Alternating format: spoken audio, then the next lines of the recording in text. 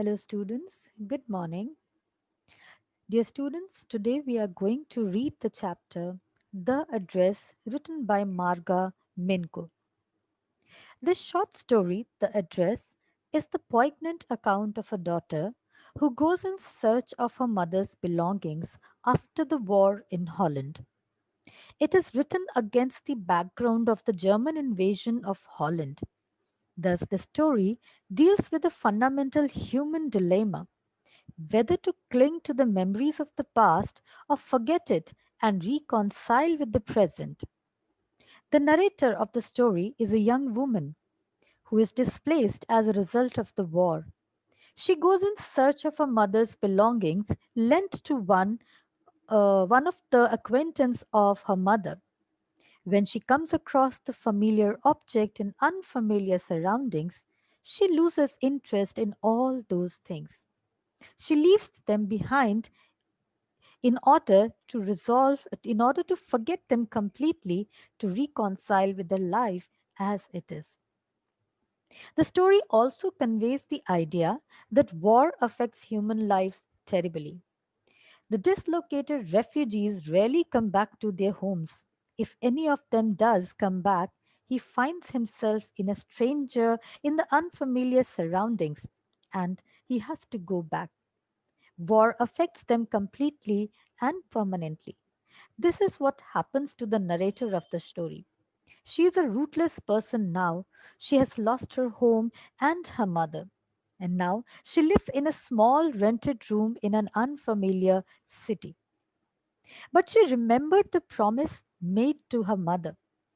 The mother had once asked her to remember one address. And thus she was standing in front of the address as promised to her mother. Thus, she rings the bell and the door opens. So, this is where the story begins. So, let's read the story and understand the story. Do you still know me? I asked. The woman looked at me searchingly. She had opened the door a chink. I came closer and stood on the step. No, I don't know you. I am Mrs. S.'s daughter.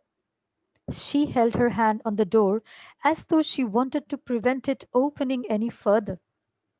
Her face gave absolutely no sign of recognition. She kept staring at me in silence. Perhaps I was mistaken, I thought. Perhaps it isn't her. I had seen her only once, fleetingly, and that was years ago. It was most probable that I had rung the wrong bell. The woman let go of the door and stepped to the side. She was wearing my mother's green knitted cardigan.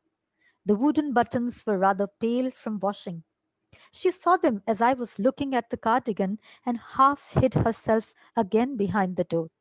But I knew now that I was right. Dear students, the protagonist, the narrator of the story, she came to the address and she rang the bell.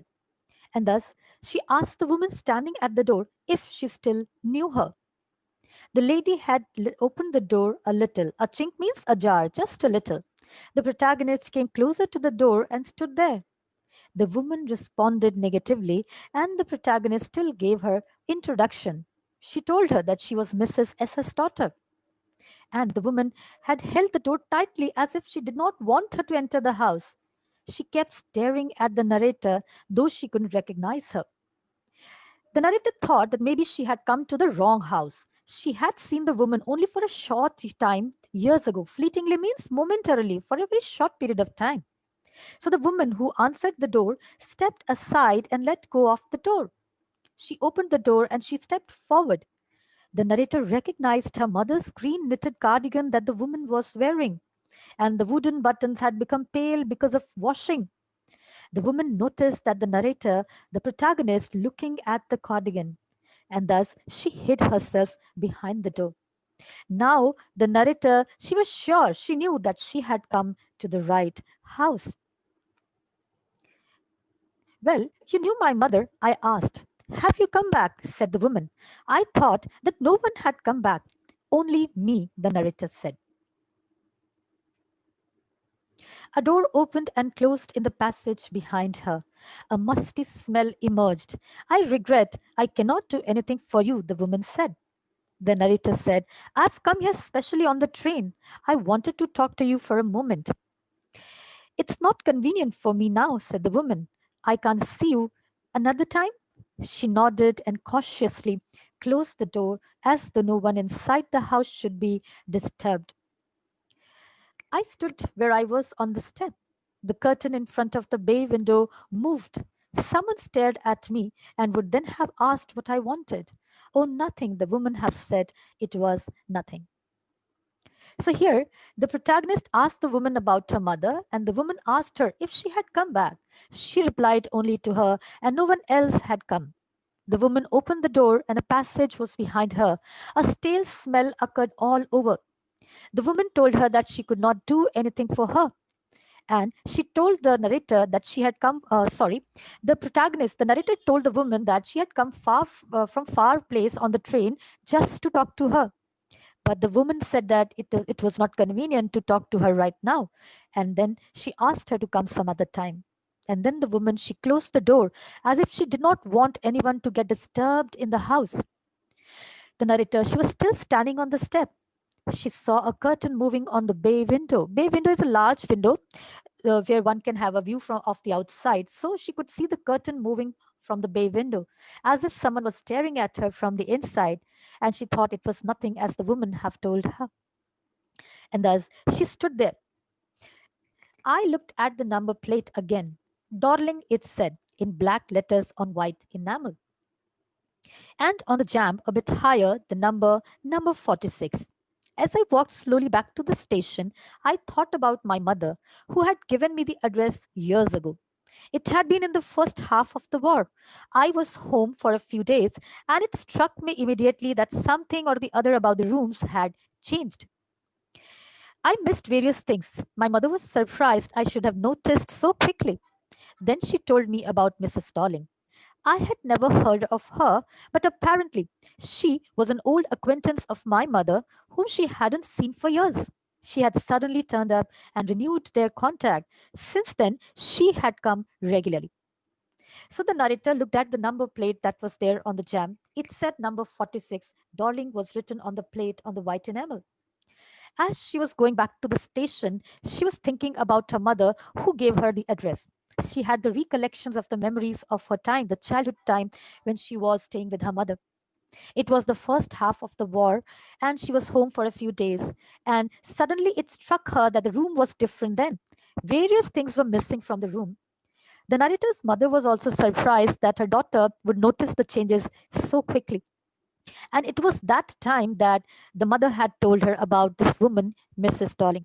She was an old contact of hers whom she hadn't seen for years. And suddenly she had started visiting their house, and since then they had been in regular contact. The mother also added that every time she leaves here, she takes something home. And something home with her, said the mother. She took all the table silver in one go, and then the antique plates that hung there. She had trouble lugging those large vases, and I'm worried she got a crick in her back from the crockery. My mother shook her head pityingly. I would never have dared ask her. She suggested it to me herself.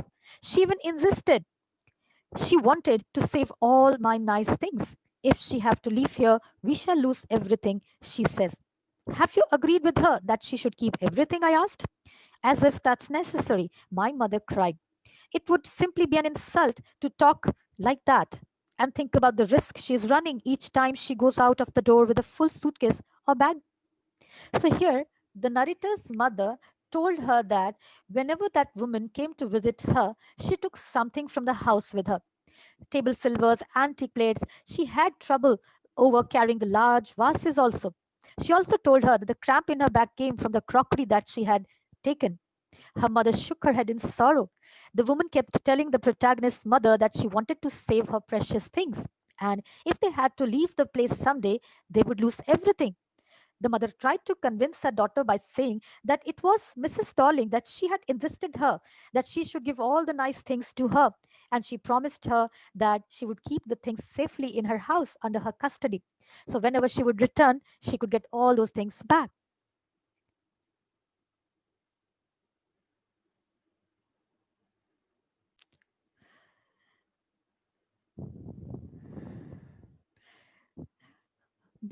The narrator, she was not convinced by the explanation given by her mother. And she asked her mother if she had made an agreement with her that she would return the things in future. The mother, she became angry. She replied that even if she didn't, it would be an insult to ask her to do that. She was going out with a risk herself with a suitcase full of items, and she felt pity on Mrs. Darling, and she refused to ask for an agreement from Mrs. Darling. My mother seemed to notice that I was not entirely convinced. She looked at me reprovingly. Reprovingly means in an angry manner. And after that, we spoke no more about it. Meanwhile, I had arrived at the station without having paid much attention to the things on the way. I was walking in familiar places again for the first time since the war, but I did not want to go further than was necessary. I didn't want to upset myself with the sight of the streets and houses full of memories from a precious time. In the train back, I saw Mrs. Darling in front of me again as I had the first time I met her. It was the morning after the day my mother had told me about her. I had got up late, and coming downstairs, I saw my mother about to see someone out, a woman with a broad bag. There's my daughter, said my mother. She beckoned to me. The woman nodded and picked up the suitcase under the coat rack. She wore a brown coat and a shapeless hat. Does she live far away? I asked, seeing the difficulty she had going out of the house with a heavy suitcase. In Marconi Street, said my mother, number 46, remember that. The narrator's mother noticed that she wasn't convinced and looked at her in a very angry manner. And the narrator said again. In the meantime, she also had reached the station without noticing any details on the way. She passed the familiar things after the war for the first time. She was walking down the streets again, but she didn't dare to look at those things because she didn't want to upset herself with those familiar sights of the houses and the streets that reminded her of all the precious times of her childhood. So, back in time, she had again the recollections when she had first met Mrs. Darling. So she saw Mrs. Darling in person just a day after her mother told her daughter about her. She woke up late that morning and she was going downstairs. She saw the lady with the broad bag. Her mother was seeing her out. Her mother introduced the protagonist to the lady and she signaled to her. She beckoned her, means signaled her, and she came down and the woman responded with a nod. Then she picked up the suitcase from under which was kept under the coat rack.